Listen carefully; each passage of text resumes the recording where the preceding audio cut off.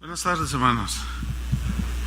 Busquen su Biblia en Primera Carta de Timoteo, capítulo 4, versículo 1 al 5. Ponle un título a esta enseñanza, se llama La apostasía.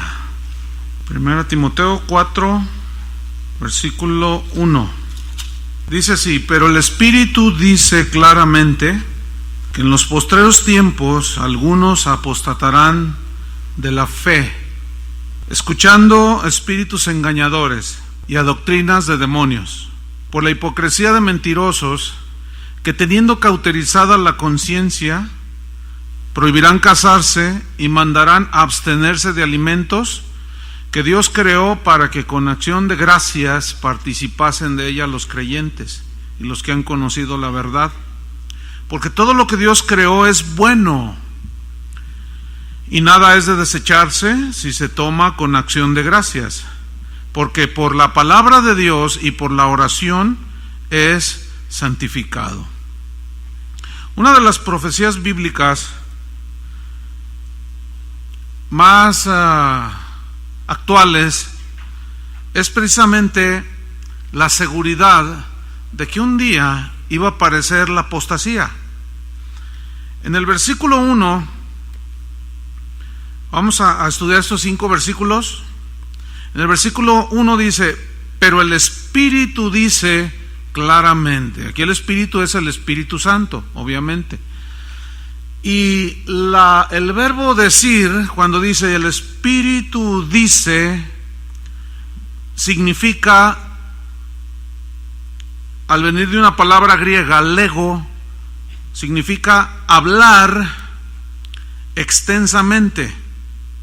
Eso significa cuando dice el Espíritu dice, o sea, constantemente el Espíritu Santo ha estado hablando desde que la iglesia se inició, ¿sí? Y aún desde el Antiguo Testamento aparecieron falsos profetas que llevaban a la gente a la apostasía. Ahorita voy a explicar qué es la apostasía. Entonces, cuando dice que el Espíritu dice, entonces significa que el Espíritu habla extensamente, significa repetir un discurso en el griego. O sea, que el Señor, por medio del Espíritu Santo, repetidamente, una y otra vez, nos insiste y nos previene del peligro de la apostasía.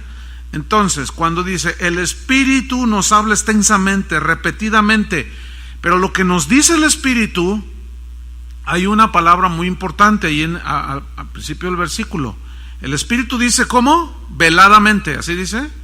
Así como que les quiere decir, pero no les dice tan claro porque no se vayan a ofender los hermanos. ¿Así dice? No, dice que el Espíritu habla extensamente, repitiendo constantemente, pero de una manera clara. ¿Cómo habla el Espíritu? Claramente. Y la palabra claramente significa hablar abiertamente, sin restricciones, sin tratar de dejar escondido algo. No. El Espíritu Santo, Dios, hermanos, nunca nos va a engañar. Y cuando el Señor habla una vez y otra vez y otra vez y otra vez respecto de un tema, tenemos que ponerle atención, ¿ok? Entonces, aquí está para hoy, muy actual. El Espíritu habla extensamente, repitiendo un discurso, la misma enseñanza de una manera abierta. Y ya desde el Antiguo Testamento, el Espíritu Santo hablaba al respecto, fíjense, de los falsos profetas. Éxodo 32, versículo 1, se los leo, ustedes nada más anoten, o si mueven su Biblia rápido. Éxodo 32, versículo 1. Les voy a decir lo que dice ahí. Viendo el pueblo que Moisés tardaba en descender del monte, se acercaron entonces a Aarón y le dijeron: levántate, Aarón, haznos dioses que vayan delante de nosotros, porque a este Moisés, el varón que nos sacó de la tierra de Egipto, no sabemos qué le haya acontecido. Quiero que noten cómo el mismo pueblo de Dios le dijo a uno de sus líderes, a uno de sus pastores: haznos dioses. ¿Qué estaba sucediendo aquí en el Éxodo con el pueblo de Israel en relación con Dios? Estaban apostatando, se estaban desviando de la verdadera adoración a Dios. Se estaban desviando del verdadero seguir al Dios, o el seguir verdadero al Dios vivo. Entonces fíjense cómo desde la antigüedad hay esta tendencia de dejar a Dios. Hay esta tendencia de desviarnos de Dios. Por eso tenemos que tener mucho cuidado. Otro versículo, 2 Tesalonicenses capítulo 2, versículo 1. 2 Tesalonicenses 2, 1 dice: pero con respecto a la venida de nuestro Señor Jesucristo y nuestra reunión con Él, ¿cuántos lo esperan? Fíjate, dice: os rogamos, hermanos, hay un ruego apostólico aquí, que no os dejéis mover fácilmente de vuestro modo de pensar. Aquí el modo de pensar es de acuerdo, o sea, lo que creemos de la Biblia, de la palabra de Dios.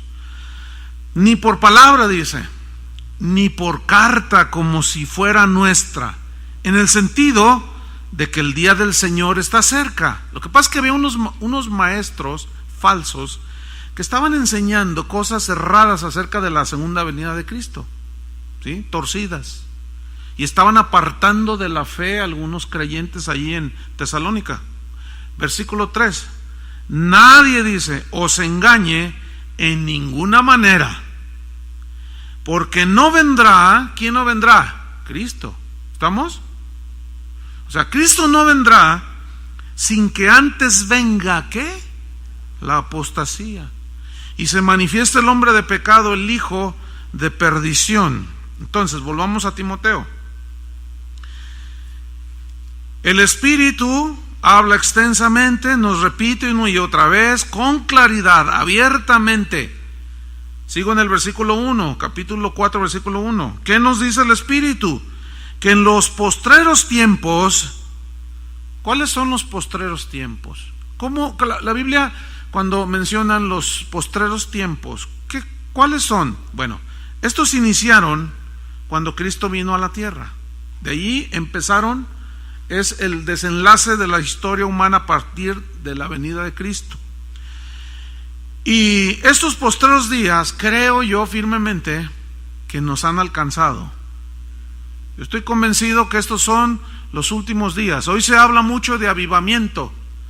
He oído predicadores que dicen que este es el mejor tiempo que la iglesia ha vivido. Y si somos objetivos y vemos con objetividad a la luz de la palabra de Dios, yo creo que este es uno de los tiempos más oscuros en los que la iglesia cristiana está viviendo. Algunos dirán: ay, qué pesimista el pastor. No, pues es que Cristo lo dijo claramente.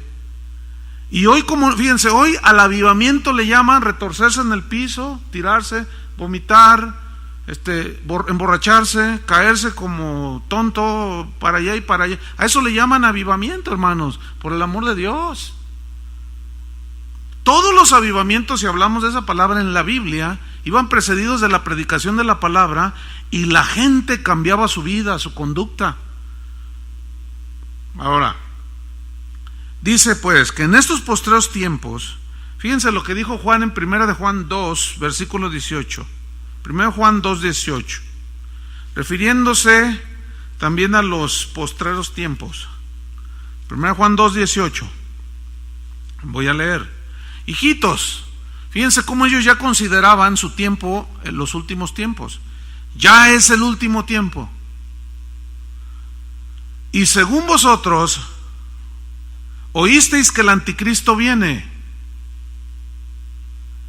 pero ahora, o sea, ellos ya habían oído que iba a aparecer el anticristo, pero ahora, dice, han surgido, ¿qué?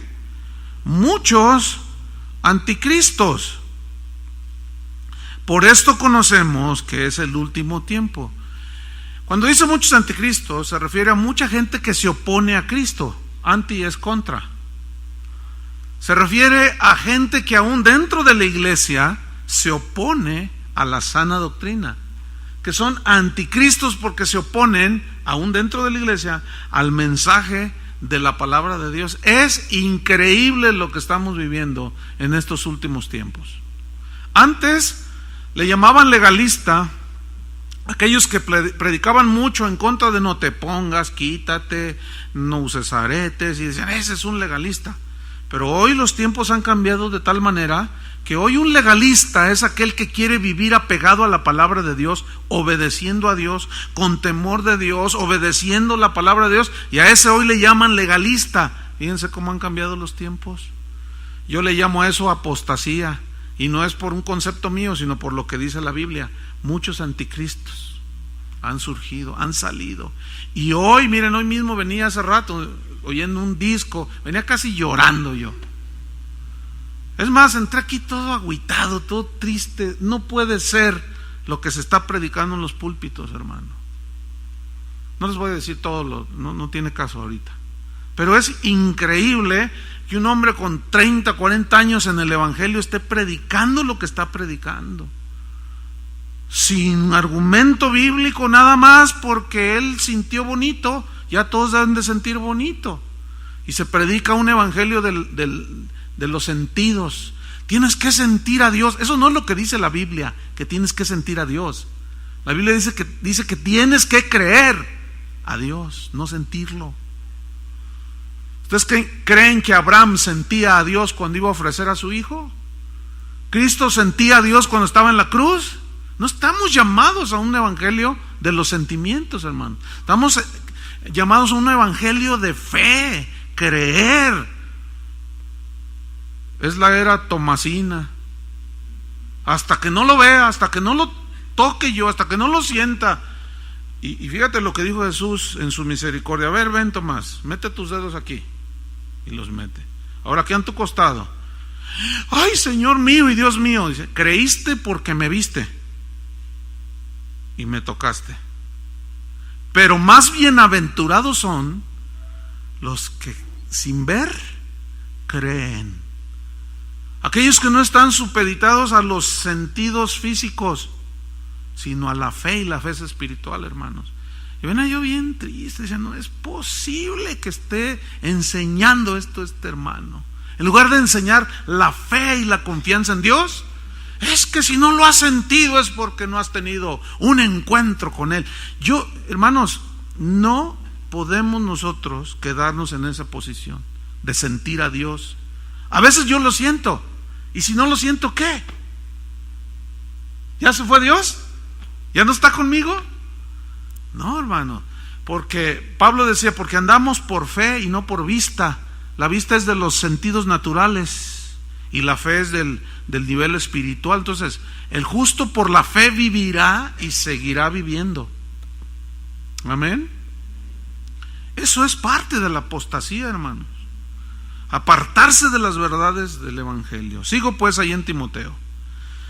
Entonces dice, en los postreros tiempos, dice, sigo en el versículo 1, algunos apostatarán de la fe. Ese algunos son aquellos que se desviaron de la fe, pero aquí es donde viene la explicación de la palabra apostasía, porque dice que algunos apostatarán. La palabra apostasía o apostatar viene del griego afistemi, que significa desertar, significa apartarse de.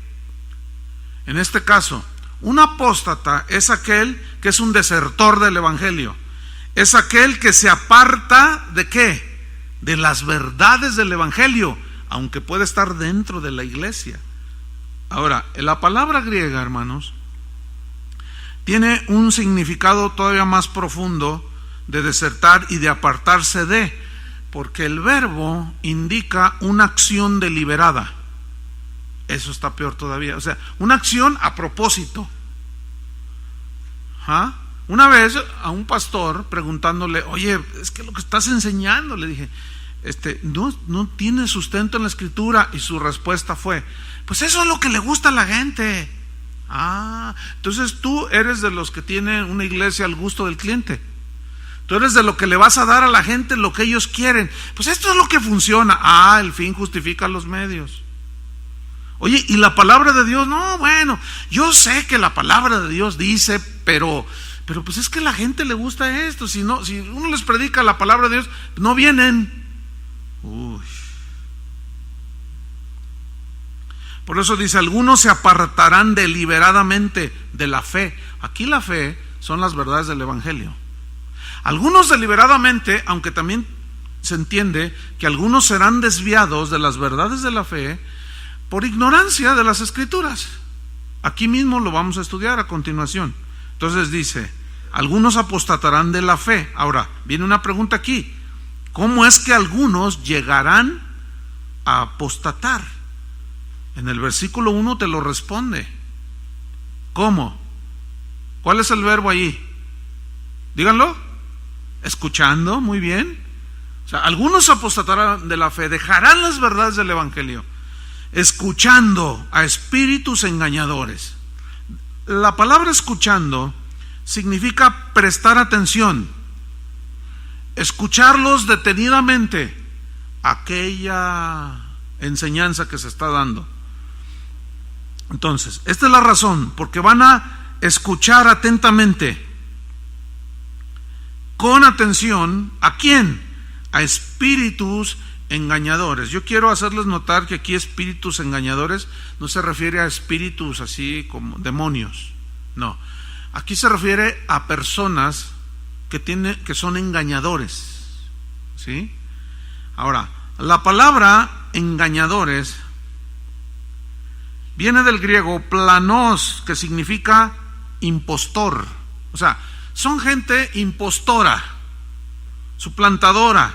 Pero engañadores, planos, también significa guía errado. O sea, alguien que está en un hoyo y pretende llevar a los demás por el camino de la libertad, pero no, lleva a los mismos al mismo hoyo en el que ese maestro está. Entonces es un guía errado. ¿Por qué? Porque no está enseñando la palabra de Dios. Engañadores, otra vez, también significa errantes, significa vagabundear. O sea, gente que anda de aquí para allá, sin ton ni son, sin rumbo. La palabra planos, de ahí se deriva la palabra planeta, pero también significa una especie como de un aerolito, de esos materia que anda en el universo sin rumbo, así como los cometas que hoy aparecen y mañana ya no, ya andan dando vueltas ahí en el universo. A eso se refiere, fíjense. Es gente que si tú le preguntas, oye, ¿quién es tu pastor? Te van a decir, Jehová es mi pastor, dicen ellos. Es gente que tú les preguntas, oye, ¿a quién tú le das cuentas? No, yo le doy cuentas a Dios. A ver, espérame. Bueno, sí, a Dios, pero nosotros tenemos que estar en un lugar donde nos están supervisando, porque si cometes algún error por allí, ¿quién te va a disciplinar? A mí el Señor. Esos son, hermano. Esos son.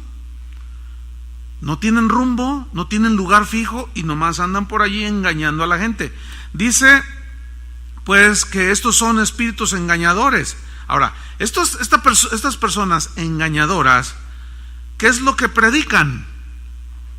Ahí viene abajo. ¿Qué predican? Doctrinas de demonios. Significa que estos maestros errados, guías errados, no escucharon la voz del Espíritu Santo, sino escucharon ¿qué? Doctrinas de demonios. ¿Qué es una doctrina de demonios? Toda aquella doctrina que contradice lo que ya está escrito. Esas son doctrinas de demonios. Oiga, pastor, pero yo he visto milagros, he visto cosas, han dicho cosas extrañas, pero yo he visto milagros. Doctrinas de demonios. No se dejen llevar por los milagros, simplemente. Ya les hemos enseñado mucho acerca de eso. Entonces, estas son doctrinas de demonios, son enseñanzas inspiradas por demonios que contradicen la sana doctrina. Fíjate, en 2 de Juan, versículo 7, fíjate lo que dice, 2 de Juan, versículo 7, dice, porque muchos engañadores, planos, guías errantes, impostores, muchos engañadores han salido por el mundo, que no confiesan que Jesucristo ha venido en carne. Esa es una de las características de los maestros falsos que se estaban introduciendo en la primera iglesia y que Juan los detectó. Dice, estos niegan, no confiesan que Jesucristo ha venido en carne. Quien esto hace es el engañador y tiene la actitud, así se entiende, del anticristo. Versículo 8. Mirad por vosotros mismos. Esa frase significa, cuídense. Velad y orad. Tengan mucho cuidado.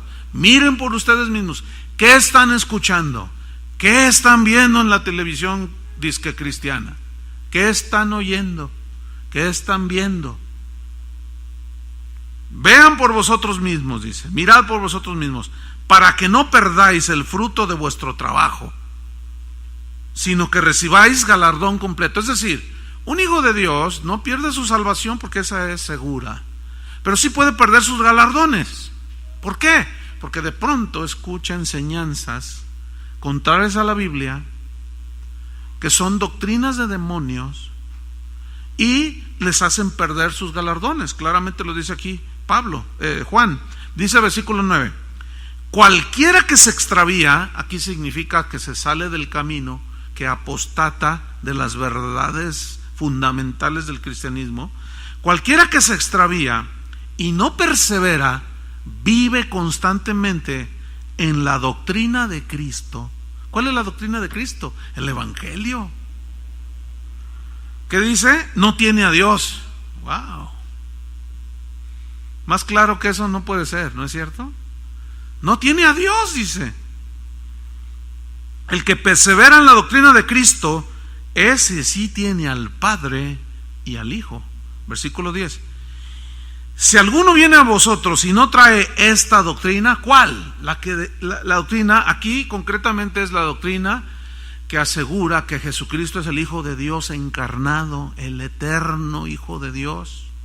Porque aquí lo que se está atacando era a los falsos maestros engañadores que decían que Jesucristo era como nosotros, que era un humano como nosotros, que fue un ser creado, cuando sabemos por todo el panorama de la Biblia que Cristo es el eterno Hijo de Dios, que Él ya existía desde antes de la fundación. Él es eterno con el Padre.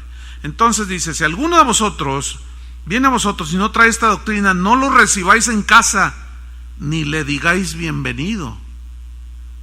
Eso está duro, ¿no? Versículo 11. Porque el que le dice bienvenido participa de sus malas obras. Volvamos a Timoteo. Entonces, el Espíritu habla extensamente, repetidamente, concretamente, con claridad, abiertamente, que en los últimos tiempos algunos deliberadamente o por engaño desertarán de la fe, ¿sí? Se apartarán de las verdades del Evangelio. ¿Por qué? Porque van a estar escuchando a maestros que son como asteroides sin rumbo. Son gente engañadora, son impostores. Estos impostores están oyendo lo que enseñan de los demonios, doctrinas de demonios. Pero luego en el versículo 2 sigue describiendo a estos falsos maestros que van a hacer que algunos dejen las verdades del Evangelio. Por hipocresía de mentirosos. La frase por hipocresía significa que actúan con engaño, ¿sí? Aún ellos mismos son engañados, pero muchos de ellos saben que están engañando a la gente. Una vez, hace muchos años, recién convertido, sucedió algo extraordinario. Yo nunca había hablado con un sacerdote y nosotros vivíamos como a 20 metros de donde había un templo católico. Bueno, yo iba a la doctrina y todo ese asunto, pero nunca yo había hablado con un padre. Entonces un día, cuando yo me convertí, de pronto un día tocan la puerta y yo me asomo y era el sacerdote de la iglesia. Alguien le había dicho que el muchacho que vivía en el departamento 34 se había hecho aleluya, se había hecho protestante. Entonces venía muy preocupado el hombre. Vengo a rescatarte de las garras de Lutero, me dijo. ¿Y ese quién es? Yo le dije, yo todavía no sabía muchas cosas. ¿Y ese quién es? No, las de las garras del infierno. Le dije, uy, pues ahora nunca se había preocupado por mí y ahora sí. Bueno, le digo, le agradezco por eso. Entonces me empezó a decir, es que mira muchacho, y según él me empezó a evangelizar.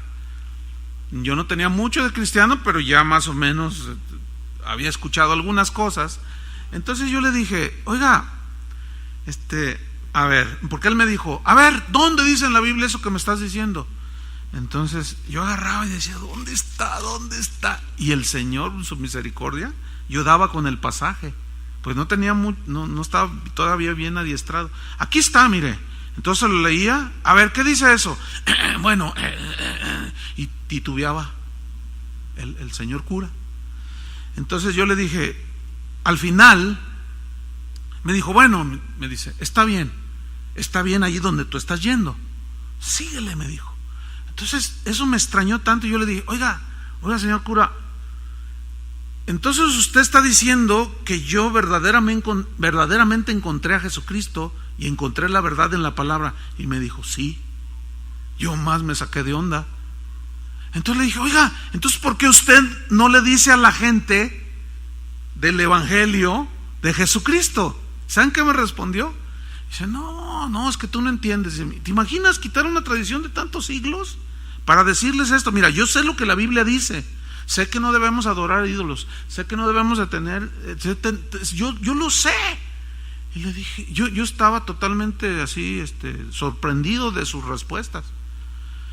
Entonces yo le dije, no, ¿sabe una cosa? Usted está actuando, engañando a la gente. Imagínate saber la verdad y engañarlos. ¿Qué cuentas le van a dar al Señor cuando Él nos llame a cuentas? Por hipocresía actúan bajo engaño de mentirosos. Hay algunos, fíjate, como que deliberadamente le mentía a la gente. La palabra mentirosos viene de una palabra griega, pseudólogos. Son dos palabras, pseudo, que significa falso, y logos es palabra. O sea, mentiroso aquí significa falsa palabra, gente que tiene falsa palabra, falso mensaje, falsa enseñanza. Ese es un pseudólogo. Y como suena así medio cool, medio nice, medio que así oye, ¿tú qué eres? Yo soy pseudólogo. Pero pseudólogo significa alguien que tiene falsa palabra. De ahí se tradujo mentirosos. Eso es un mentiroso, un pseudólogo. Son promulgadores de doctrinas erróneas. Ahora, esta hipocresía y actuar bajo engaño de esta gente falsa tienen una característica, tienen cauterizada ¿qué? La conciencia. ¿Qué significa eso? Cauterizada significa que ya está insensible. Es como cuando tú te haces una cortada y te aplican la medicina y luego ya te cierra la herida, dices que cauterizó, ¿no es cierto?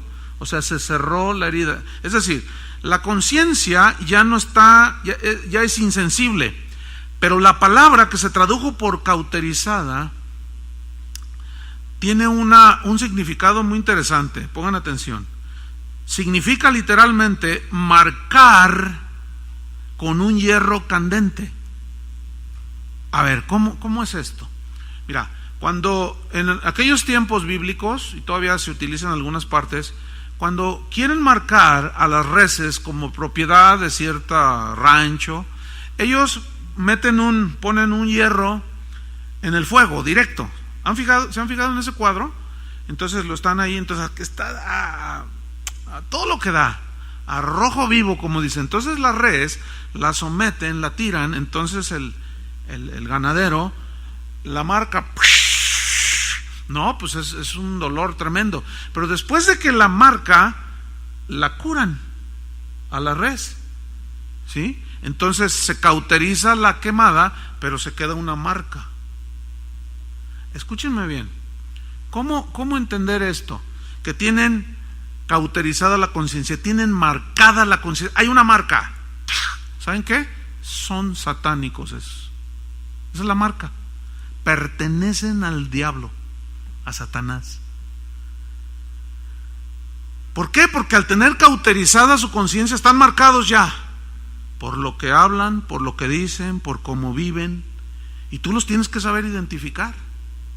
por lo que hablan, por lo que dicen, cómo engañan a la gente, cómo utilizan engañosamente las mismas escrituras para hacer caer a la gente y para aprovecharse de la gente y enriquecerse a ellos. Entonces tienen cauterizada, ¿qué? La conciencia. ¿Qué es la conciencia? La conciencia...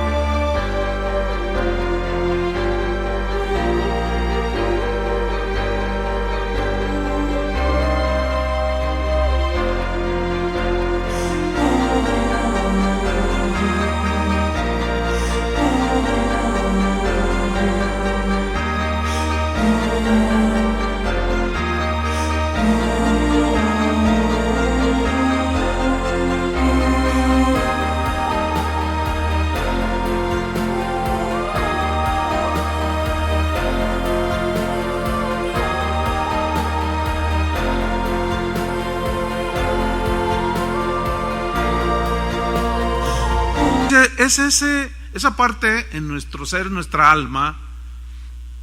No te puedo decir aquí está la conciencia, ¿verdad? No, es una parte dentro de nosotros, de nuestro ser interior, donde nosotros tenemos precisamente la conciencia del momento actual, pero es en la conciencia donde nosotros tenemos la capacidad moral para reflexionar y ver qué es bueno y qué es malo. Por eso Pablo hablaba de vivir con limpia conciencia, ¿se acuerdan? A veces la gente dice, ay, mi conciencia no me deja. Eso significa que la conciencia está todavía vivita. Pero estos falsos maestros ya no tienen conciencia. ¿Se han fijado cuando salen las noticias de que asesinó a sus hijos y a su esposa y a la suegra? Entonces uno dice, ay, ese hombre no tiene conciencia. Y luego los entrevistan en la barandilla. Oiga, ¿y no le remuerde la conciencia? No, se lo merecía, y si volvieran a hacer, los volvía a matar. Y tú dices, pero ¿tanta maldad? Lo que pasa es que es gente con conciencia ¿qué? Cauterizada, insensible, depravados moralmente hablando. Entonces, estos maestros no sienten culpabilidad, no sienten preocupación, no aman al rebaño de Dios, abusan del rebaño de Dios, no tienen remordimiento de enseñar deliberadamente falsas doctrinas. Pero en cuanto tú les dices, oiga, pero la palabra de Dios dice esto, se vuelven tus peores enemigos. ¿Por qué? Porque se corren el riesgo de que les tumbes su negocio. Hay un caso en el libro de los Hechos de que vendían templecillos de Diana y figurillas, ¿no? Entonces llega Pablo y les empieza a predicar el evangelio. Entonces dice que le ponen una corretiza, lo apedrearon. Y decía, no, este que viene, quién sabe de dónde, nos viene a decir que no son dioses los que se hacen con las manos y peligra nuestro negocio, dice. Por eso lo acusamos. Y empezaban a gritar que Diana es la diosa de los efesios, y le pusieron, lo apedrearon. Pensaron que lo habían dejado muerto, de tan mal que lo dejaron. ¿Todo por qué? Por predicarles el evangelio. Pero ¿quiénes fueron los que asusaron a toda la chusma? Los dueños del negocio. de la venta de templecitos de Diana, porque era un negociazo que hacían, aunque eran paganos, abusaban de la fe pagana y se enriquecían ellos vendiéndoles templecitos. Entonces llega Pablo y les dice que no son dioses los que se hacen con las manos, que hay un Dios vivo que le vamos a dar cuenta, y dicen, este nos va a echar abajo el negocio, mejor vamos a darle a duro a él, mejor vamos a matarlo a él. Así es que, hermanos, si quieren vivir piadosamente en Cristo y predicar la verdad, se van a encontrar, ¿verdad?, con esta gente a la cual pues a lo mejor le vas a echar a perder su negocito. Pero ¿qué vas a hacer? ¿Te vas a rajar como cantarito de Tlaquepaque o de Tonalá? Entonces, esta gente no siente culpabilidad, no tienen preocupación, no tienen remordimiento de enseñar falsas doctrinas. Ahora, una pregunta: ¿en qué consistía la apostasía a la que se refiere aquí en primera de Timoteo? Así concretamente, fíjate, vamos a 1 Timoteo capítulo 4, versículo número 3. Fíjate, vamos a retomar todo, ¿ok? Dice que el Espíritu dice claramente: en los posteriores tiempos algunos apostatarán, se abandonarán las doctrinas fundamentales del cristianismo. ¿Cómo será esto? Escuchando espíritus engañadores. Estos harán toda suerte de milagros y cuanta cosa. Dice, y a doctrinas de demonios, inspiradas por demonios.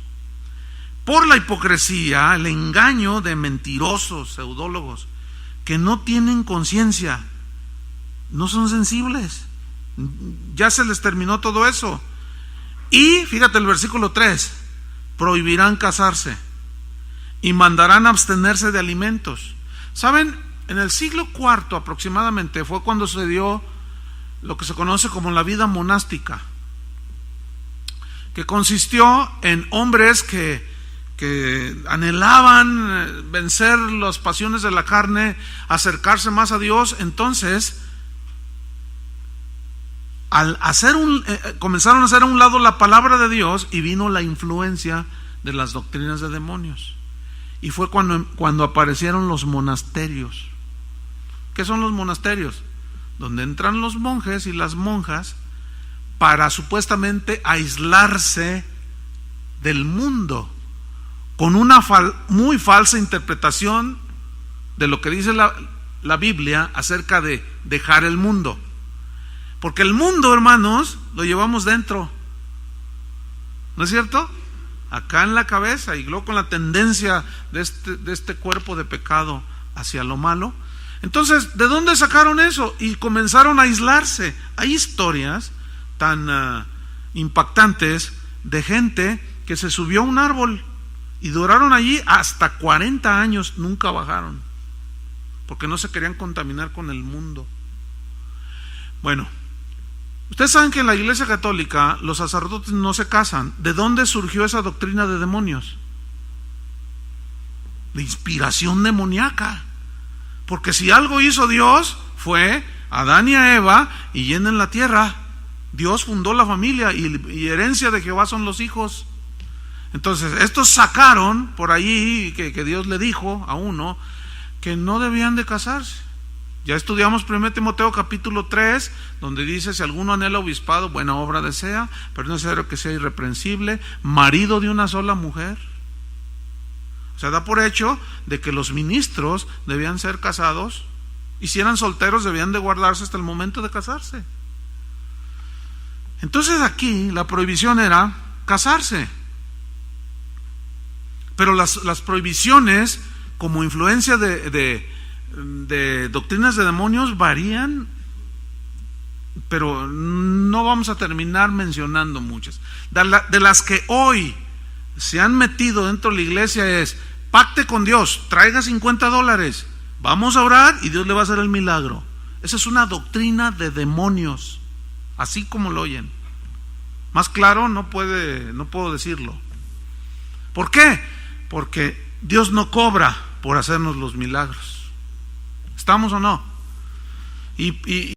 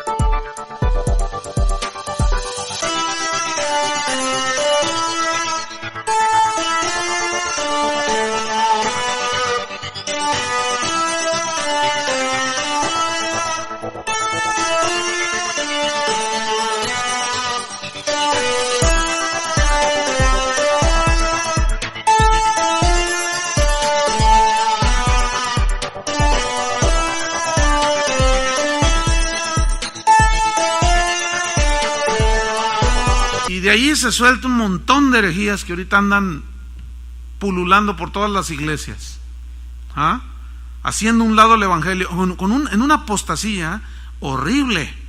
Entonces, la prohibición de cosas que Dios hizo, qué tremendo. Pero luego sigue añadiendo en el versículo 3: y mandarán a abstenerse de alimentos. Ahora, alimentos que ¿quién creó?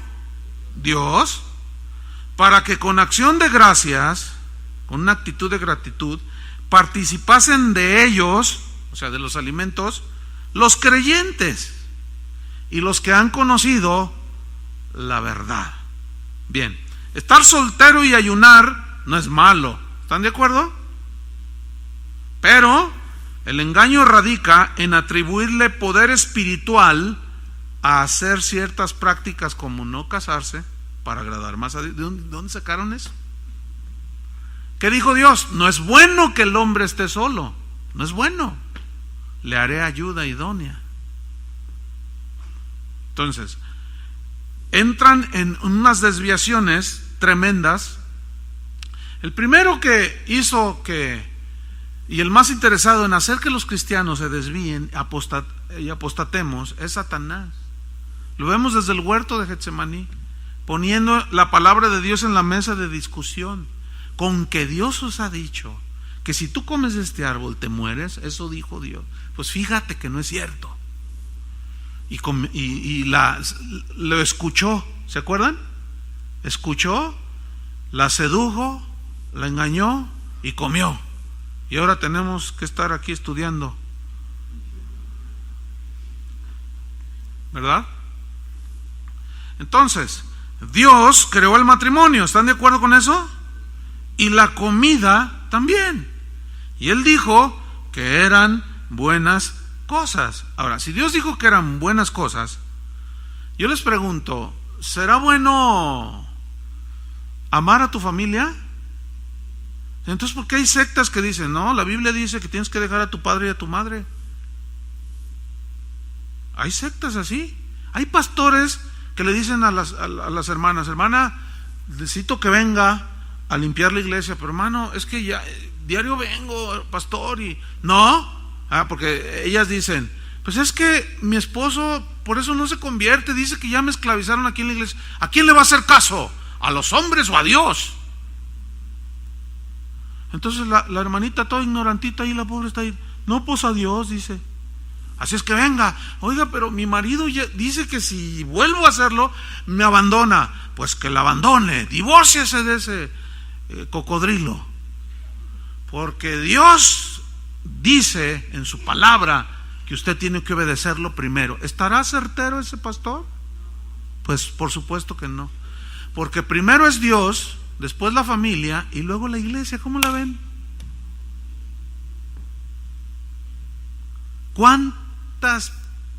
¿Cuántos problemas en las iglesias por estas doctrinas torcidas, hermano? Si ustedes supieran cuántos correos me llegan con unas preguntas tan obvias así, tan obvias como de que, oiga pastor,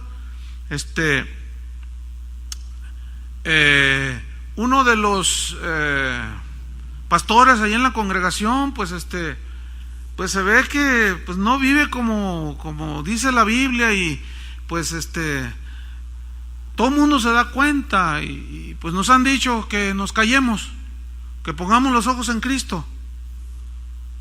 ¿Qué dice la Biblia? No, la Biblia dice que pongan los ojos en Cristo, pero también dice que consideremos la conducta de vuestros pastores. Entonces, ¿todo por qué? ¿A dónde lleva todo eso? A apostatar. Entonces, las cosas buenas que Dios hizo las empiezan a prohibir. Vámonos para avanzar y terminar esta clase. Versículo 4. Porque todo lo que Dios creó es ¿qué? Bueno, todo lo que Dios creó. O sea, el matrimonio es bueno, comer es bueno, es necesario. Ahora, Dios le puso una dieta a los israelitas, ciertamente, para hacerlos diferentes de los pueblos. Ciertamente hay alimentos que podemos comer, que ciertamente la Biblia dice, les prohibía a los judíos. Sin embargo, siguen teniendo propiedades que enferman más si nosotros insistimos en esos alimentos. Por ejemplo, les voy a hacer una pregunta. ¿Es pecado que tú te comes unas tostadas de patita de puerco así? ¿Es pecado? En sí mismo no. Si lo comieras eventualmente, bueno. Pero si todas las noches vas a la cenaduría de la esquina a cenar patas de cochino, te voy a decir una cosa, estás dañando tu cuerpo. Estás dañando tu cuerpo. Entonces estás agrediendo el templo de Dios. O sea, podemos comer de todo, sí, ciertamente, pero tenemos que ser entendidos. Dios nos ha dado una sabiduría, ¿no es cierto? Deberíamos de desechar los refrescos, hermanos, de veras. Y es lo que más toman. Es lo peor que podamos meterle al cuerpo. Sin embargo, si un día te invitan a comer y te ofrecen un refresco, pues te lo tomas. ¿Sí me explico? Ahora, voy más allá, fíjate. Todo lo que Dios creó es bueno y nada es de desecharse si se toma con acción de gracias, o sea, con gratitud. Porque el Señor dice, todo lo que te pongan en la mesa, pues cómetelo, ¿verdad? Versículo 5, porque por la palabra de Dios, o sea, que dijo que es bueno, ¿sí? Y por la oración de gratitud, ¿qué dice? Es que santificado. Y aquí se utilizó una palabra griega que significa purificar. O sea, el énfasis de los falsos maestros es en prohibir cosas que, si ciertamente puede haber un daño físico, el punto es que le atribuyen daños espirituales, y eso jamás puede ser. Nunca se le puede atribuir daños espirituales a comer algo o dejar de comer algo, porque el alimento en sí mismo, ¿qué culpa tiene? Y de esto Jesús se enfrentó con los fariseos de su tiempo, pero constantemente. Tus discípulos, le dijeron, no se lavan las manos para comer. Ustedes saben que lavarse las manos por higiene es bueno, ¿no es cierto? Pero Jesús dijo, hipócritas, les dijo, ¿que no entienden? Utilicen aún el sentido común. ¿Que no saben que lo que entra, o sea, la comida que entra, no es la que contamina al hombre? Porque esta entra y sale en la letrina, dice. Hay un proceso de desecho, lo que el cuerpo ya desecha y es echado a la letrina. Dice, y el comer con las manos sin lavar, dice, no tiene ningún efecto espiritual. Pero ustedes confunden, porque lo que verdaderamente contamina al hombre, ¿qué es? Lo que sale del corazón. Los malos pensamientos, los adulterios, los robos, los homicidios. Y Jesús da una lista grande de lo que sale del corazón del hombre y contamina. Pero comer con las manos sin lavarse no contamina, les dijo. ¿Por qué los fariseos tenían estos conceptos? Por falsa enseñanza, fíjense. A ver, les voy a hacer una pregunta. Suponiendo que tú vas a visitar a tu mamá, a tu abuelita, no es cristiana, y entonces tú llegas y vente a cenar, hijo, te dice, y tú, sí, abuelita, ¿qué me va a dar? Mira, hice un chocolatito. Ay, chocolate, abuelita, ¿verdad? Entonces dice, pues un chocolatito, mira, acompáñalo con este pedazo de pan bien rico. Entonces tú agarras el pan y le vas a tirar la mordida, y luego lo ves y dices, ay Dios, oiga abuelita, este pan, ¿qué tiene? Pues es pan de muerto, abuelita. ¿Y? No, pues no, eso es de los demonios, abuelita. Si yo me como el pan de muerto, me voy a contaminar. Escuchen bien, pregunta. Si alguno le muerde al pan de muerto, ¿se contaminará? ¿Qué culpa tiene el pan, por el amor de Dios? Porque el mismo efecto tendría si en lugar de llamarse pan de muerto se llamara pan del cielo. Entonces así te lo comes, ¿verdad? Y ya te pusiste bien espiritual y hasta la arpita sacaste. Y comiendo pan. Y ya te santificas, hermanos, por el amor de Dios. No tiene efecto alguno. Sin embargo, allí vamos a ver rápidamente unos versículos. Tenemos unos minutos. Marcos 7:19. Nada más para corroborar lo que estamos diciendo. Marcos 7:19. Aquí Jesús les está hablando, el pasaje que yo les mencionaba, 7:19, dice, porque no entra en su corazón sino en el vientre y sale a la letrina, o sea, la comida, ¿verdad? Versículo 20, pero decía que lo que del hombre sale, eso contamina al hombre, porque de dentro del corazón de los hombres salen los malos pensamientos, los adulterios, fornicaciones, homicidios, hurtos, avaricias, maldades, el engaño, la lascivia, la envidia, maledicencia, la soberbia, la insensatez. Todas estas maldades de dentro salen y contaminan al hombre. ¿Ven? Entonces, ¿qué contamina más? ¿Cuál es la verdadera contaminación? A ver, ¿comerse un pedacito de pan de muerto o tener envidia? ¿Ven? Entonces los falsos maestros se pierden en eso y le empiezan a atribuir al pan, al agua, poderes que no tienen. Y por eso hay tanta cosa rara. Colosenses 2:16. Colosenses 2:16. Rápido. Versículo 16 y 17. Dice, por tanto, o sea, en vista de que Cristo Jesús ya pagó por nosotros en la cruz, quitó toda la condenación, la clavó en la cruz, triunfó sobre todo esto en la cruz. Versículo 16. Por tanto, nadie os juzgue en comida o en bebida. Ahí está. O en cuanto días de fiesta, luna nueva o días de reposo. Todo lo cual es sombra de lo que ha de venir, pero el cuerpo es de Cristo. ¿Qué significa esto?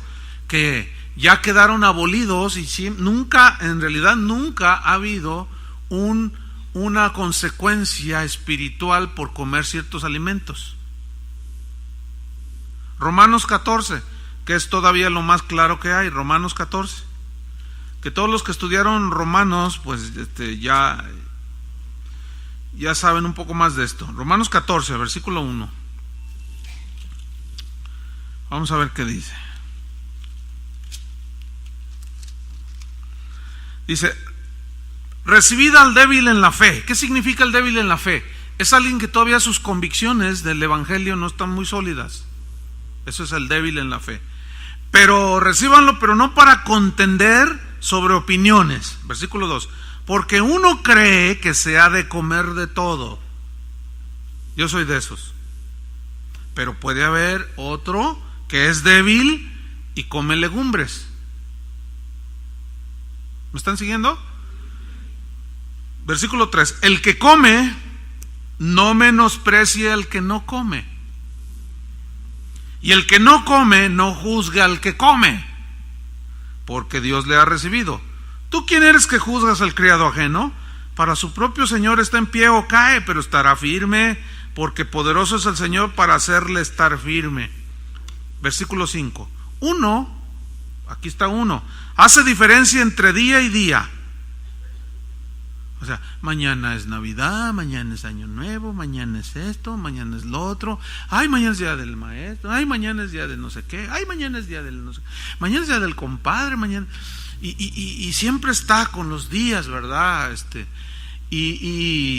Bueno, dice, uno juzga iguales todos los días. Uno hace diferencia, versículo 5, entre día y día.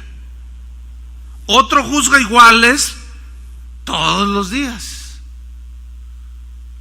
¿De cuál eres tú? Bueno, por ejemplo, yo tengo la convicción, para mí todos los días son iguales, pero para mi esposa no, fíjense. Por ejemplo, si yo en Navidad me la paso leyendo u otra cosa, cuando la gente celebra Navidad, pues a mí no me es inclusive. No me interesa, o sea, no. Pero mi esposa no, dice, no, vamos a hacer la cenita. Entonces, yo hago la cenita, pues por aprovechar que estoy con la familia, etcétera. Pero hay algunos que les gusta hacer diferencia. Hay veces, les soy sincero, que de mi cumpleaños no me acuerdo, de veras. Ahora, eso me ha llevado a tener ciertos roces con mi esposa, porque al inicio de mi matrimonio, cuando yo empezaba a estudiar esto y a entender algunas cosas, yo decía, pues sí, es cierto, todos los días son iguales. Entonces cometía indiscreciones, como no decirle, feliz cumpleaños, mi vida. Entonces, bueno, por causa de esas cosas, Dios nos ha dado sabiduría y entendimiento, entonces yo le puse atención a eso. Entonces, pues le canto ahí, ¿verdad? Y ahora que tuvimos nuestro aniversario de bodas, ese día pues le compré flores y le llevé sus flores porque así son las mujeres, ¿no? Yo soy distinto, pero por causa de los que hacen diferencias, el amor siempre debe ser más allá, porque el que entiende más se le demanda más, ¿no es cierto? Ahora, versículo número 6, el que hace caso del día lo hace para el Señor, y el que no hace caso del día para el Señor no lo hace. O sea, bueno, sigo leyendo. El que come, para el Señor come, porque da gracias a Dios. Y el que no come, para el Señor no come, y da gracias a Dios. Porque ninguno de vosotros vive para sí, y ninguno muere para sí. Pues si vivimos, para el Señor vivimos, y si morimos, para el Señor morimos. Así pues, sea que vivamos o que muramos, del Señor somos. Porque Cristo para esto murió y resucitó y volvió a vivir para ser Señor así de los muertos como de los que viven. Pero tú, ¿por qué juzgas a tu hermano? O tú también, ¿por qué menosprecias a tu hermano? O sea, les dice a los dos, al que juzga igual todos los días y al que hace diferencia, dice, a ver, ¿qué onda? Porque hay otra cosa mayor que es el amor. Sigo leyendo. Porque todos compareceremos al tribunal de Cristo, porque escrito está, vivo yo, dice el Señor, que ante mí se doblará toda rodilla y toda lengua confesará a Dios. De manera que cada uno de nosotros dará a Dios cuenta de sí, o sea, de sus actos. Si yo menosprecié, si el otro me menospreció, etcétera. 13. Así que ya no nos juzguemos más los unos a los otros, sino más bien decidid no poner tropiezo u ocasión de caer al hermano. Yo sé, noten, yo sé, que es un conocimiento que no todos tienen, pero Pablo decía, yo sé, y confío en el Señor, que nada es inmundo en sí mismo. Mas para el que piensa que algo es inmundo, para él lo es. Pero si por causa de la comida tu hermano es contristado, ya no andas conforme al amor, ahí está. No hagas que por la comida tuya se pierda aquel por quien Cristo murió. Esta palabra se pierda no significa que pierda la salvación, sino que se daña en su conciencia y tiene consecuencias. Ay, no, yo lo vi comiendo pan de muerto. Algunos, voy a decir algo, algunos que saben que yo juzgo así, que para mí no tiene nada que ver eso. Dice, llegan ahora en esta temporada, pastor, ahí le va un panecito, y con su chocolatito, y me dan un panecito de qué creen. Nada más si hay algún débil aquí, discúlpenme. Yo estoy enseñando, ¿verdad? Porque yo sé que algunos se pueden escandalizar. Ya se les puso acá. El papastor se comió un pedazo de pan de muerto. Vean qué rico sabe con chocolate. ¡Qué barbaridad! Yo no sé por qué nada más lo hacen en noviembre. Yo juzgo, yo sé que nada es inmundo en sí mismo. Pero se lo ofrecieron a los demonios, a los ídolos. ¿Qué es un ídolo? Nada. Entonces no se lo ofrecieron a nada. ¿Quién hizo el trigo? ¿Quién hizo el pan? ¿Quién es el que hace brotar la tierra y se hace el pan? Dios. Bueno, yo lo sé, pero escuchen bien, si yo sé que a alguno de ustedes le lesiona en su conciencia y está ahí y nos invitan, alguien nos invita a comer, tú llegas de tu casa, yo llego de mi casa y está ahí un pan de muerto y el otro está así, ¡ay, santo! Y empieza a reprender al diablo allí, ¿no? Empieza a reprender al muerto que está muerto, ¿no? Y entonces yo me doy cuenta que es débil y no me lo como. ¿Por qué? No, para no herir su débil conciencia. Y eso es andar en el amor. Terminamos. Versículo 17. Porque el reino de Dios no es comida ni bebida, sino justicia, paz y gozo en el Espíritu Santo. ¿Qué es el reino de Dios? No es comida ni bebida, sino gozo, justicia y paz en el Espíritu Santo. A disfrutar la libertad en Cristo, pero con el estándar del amor arriba. Amén. Entonces, que no nos vengan a tratar de meter en yugos, hermano, los falsos maestros, porque ciertamente todo lo que Dios hizo es bueno si lo tomamos con acción de gracias. Amén. Bueno, vamos a darle gracias a Dios por lo que hoy nos comimos. Señor, te damos gracias por tu palabra, gracias por este tiempo. Podemos entender, Señor, tu palabra, y gracias porque el Espíritu nos dice claramente que en los postreros tiempos algunos apostatarán de la fe, porque escuchan espíritus engañadores, doctrinas de demonios, gente que actúa bajo engaño, hipocresía de mentirosos que tienen cauterizada la conciencia y prohibirán hacer muchas cosas que tú creaste, Señor, para que con acción de gracias nosotros participemos. Te damos gracias, Señor, por toda la creación, por todo lo que podemos comer, pero danos sabiduría, Señor, para saber qué nos conviene más y qué no nos conviene, aunque tengamos la libertad para hacerlo. Danos sabiduría, Señor, en el nombre de Jesús. Amén. Gracias, hermanos. Tómense un receso, unos minutos, por favor. Minutos, por favor.